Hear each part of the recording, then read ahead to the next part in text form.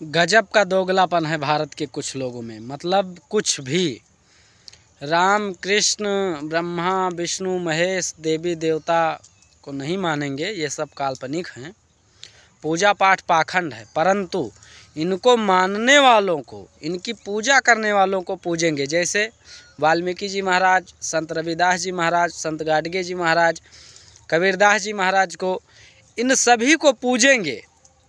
और इन्होंने जो पूजा पाठ किया वो पाखंड नहीं है। बाकी अब जो पूजा पाठ हो रहा है सनातन धर्म में वो सिर्फ वो पाखंड है। मतलब कुछ भी इन पाखंडियों को मानेंगे, अपना बाप कहेंगे।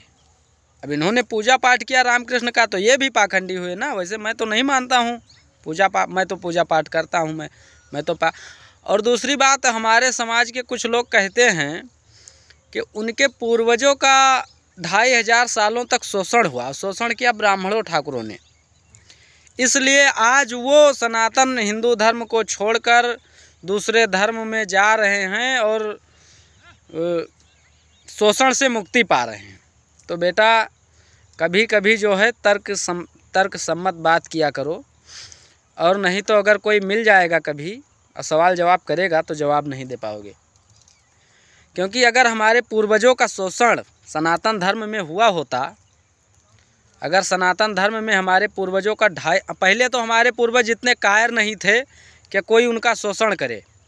और फिर भी अगर शोषण हुआ था तब जब मुग़ल भारत में आए आक्रमण करके, भारत पर अधिकार प्राप्त किया और रोज़ लाखों हिंदुओं का सर काट रहे थे, भालों की नोक पर सर को लगाकर दिल्ली तक ले जाया जा रहा था।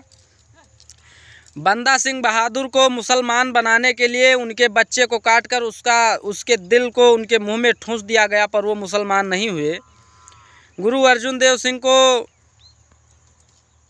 हिंदू बनने के, मुसलमान बनने के लिए तमाम कोशिशें की गई। चांदनी चौक में शीशगंज नाम पड़ गया उसका, उनका शीश वहीं पर कलम कर दिया गया, वो मुसलमान नहीं हुए।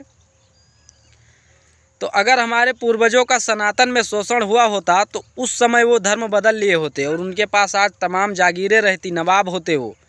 लेकिन हमारे पूर्वज कायर नहीं थे, स्वाभिमानी थे, उन्होंने धर्म नहीं छोड़ा। ये बात ये साबित करती है कि सनातन में कभी किसी का जाति के नाम पर शोषण नहीं हुआ है। जाति के नाम पर अगर शोषण हुआ है तो संविधान ने किया है। संविधान ने, हमारे पूर्वज राजा महाराजा थे, बड़े बड़े योद्धा थे, लेकिन जब भारत में संविधान आया, हमारे पूर्वजों ने रात दिन मेहनत करके भारत को इतना आगे पहुंचाया कि इसकी आभा को देखकर मुग़ल और अंग्रेज़ भारत को लूटने आए।